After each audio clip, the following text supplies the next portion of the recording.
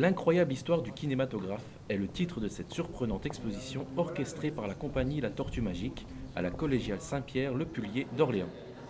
Du 14 décembre au 13 janvier, des installations artistiques rendront hommage aux inventeurs bricoleurs du 7e art. En fait, moi je suis un passionné de cinéma depuis longtemps, donc avec mon collègue Dominique, on a un peu cette passion de cinéma.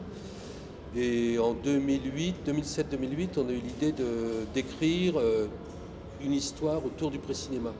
Tout ce qui s'est passé avant les Frères Lumière, les 10 années d'avant, donc on a travaillé sur les auteurs, c'est pas les Frères Lumière, c'est des très bons commerciaux, on va dire, excellents, mais tous les gens qui étaient là avant et pendant,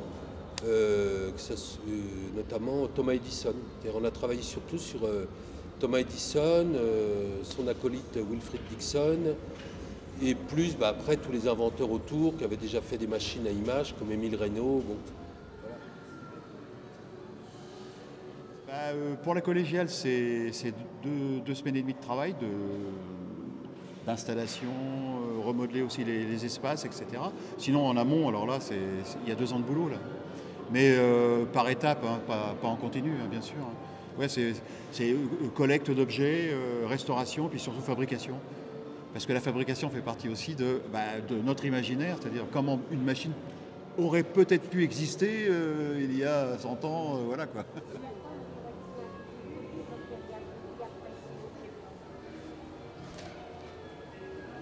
Donc on a refait les films à la manière d'eux.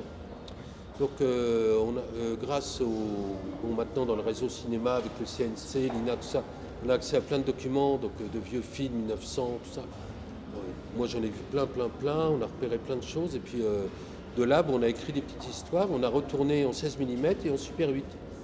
Et d'ailleurs on expose le matériel avec lequel on a tourné, c'est avec des beaux lieux et puis une paillard Bolex, voilà.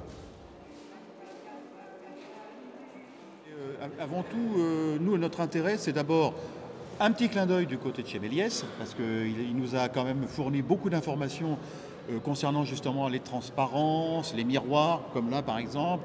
Ça, c'est ce que j'ai appelé, moi j'appelle ça un kaléidoscope, parce que c'est exactement la même forme. Il y a 6 miroirs qui reflètent une image.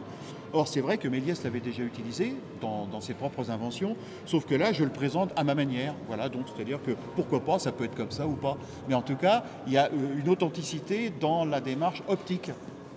Après, les gens en font ce qu'ils veulent. C'est un voyage, hein, de toute façon, c'est un voyage dans l'imaginaire, c'est un voyage aussi par l'image. Je ne sais pas si François vous l'a dit, mais par exemple, tous les supports qui sont filmés et qui sont projetés dans ces petites boîtes ou ailleurs, c'est avant tout du cinéma, c'est-à-dire cinéma Super 8, cinéma 16 mm, qu'on a ensuite numérisé pour une application pratique et fiable. Oui, pour nous, c'est un état permanent. On n'est pas collectionneur, on n'est pas antiquaire. Je ne méprise pas, hein. J'ai des copains collectionneurs qui adorent venir voir, essayer de nous piquer des trucs, des objets, surtout. Mais nous, c'est plus, on est des artistes de théâtre, de spectacle vivant, de cinéma, donc on aime bien mélanger un peu les trucs. On fait rêver, tout ça, puis voilà. Et on s'amuse bien. Ça, c'est vrai.